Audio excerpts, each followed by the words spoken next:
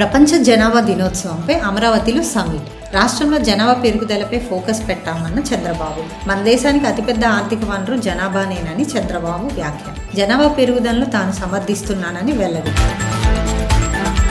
AP liquor స్కామ్పై రాష్ట్ర ఆర్థిక మంత్రి పయ్యావుల కేశవ్ కీలక వ్యాఖ్యలు. లిక్కర్ స్కామ్లో వాస్తవాలు దేశం నివ్వెరపోయేలా ఉన్నాయన్న పయ్యావుల. ఐఐటీ ప్రొఫెషనల్స్తో బాక్సులో డబ్బులు తరలించారని ఆరోపణ. బుగ్గన బుర్రకథలు ఆపాలని హితం. రిజర్వేషన్ల క్రెడిట్ బీఆర్ఎస్ తీసుకోవడం ఏమిటని ప్రశ్నించిన టీపీసీసీ చీఫ్ మహేష్ కుమార్ గౌడ్. కవితను చూసి జనాలు నవ్వుకుంటున్నారని వ్యాఖ్య. కేసీఆర్ 10 ఏళ్లు ఏం వెలగబెట్టారని నిలదీత. ఆపరేషన్ సింధూర్ సమయంలో భారత్కు నష్టం జరిగిందని విదేశీ మీడియా ప్రచారం. విదేశీ మీడియా ప్రచారంపై స్పందించిన అజిత్ దోవల్. మన సైన్యం బ్రహ్మోస్ ఉగ్రస్థావరాలను మట్టుపెట్టాయన్న దోవల్. కాంగ్రెస్ రాజ్యసభ సభ్యురాలు రేణుకా చౌదరికి ఖమ్మం కోర్టులో ఊరట. ఆరోపణలు రుజువు కాకపోవడంతో నమోదైన ఎస్సీ/ఎస్టీ అట్రాసిటీ కేసును కొట్టివేసిన జడ్జి.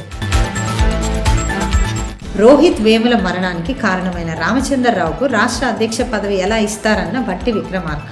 త్వరలోనే రోహిత్ వేముల చట్టాన్ని తీసుకొస్తామని వెల్లడి. కాకినాడ రంగరాయ కళాశాలలో బీఎస్సీ డిప్లొమా చదువుతున్న విద్యార్థినులపై సిబ్బంది లైంగిక వేధింపులు. అంతర్గత కమిటీ ద్వారా విచారణ చేయించిన ప్రిన్సిపల్. బీజేపీ పార్టీ రాష్ట్ర అధ్యక్ష పదవికి నామినేషన్ వేసేందుకు అనుమతించలేదని రాజాసింగ్ అసంతృప్తి. అందుకే పార్టీకి రాజీనామా చేశానన్న రాజాసింగ్. రాజీనామాను ఆమోదించినట్టు అరుణ్ సింగ్ ప్రకటన. కిట్టి పార్టీలతో వల విసిరి 5 కోట్ల రూపాయలకు టోకరా వేసిన బెంగళూరు మహిళ. సవితను అరెస్టు చేసిన పోలీసులు. ఐటీ షేర్ల ఎఫెక్టు. భారీ నష్టాల్లో ముగిసిన స్టాక్ మార్కెట్లు. 689 పాయింట్లు నష్టపోయిన సెన్సెక్స్, 205 పాయింట్లు కోల్పోయిన నిఫ్టీ.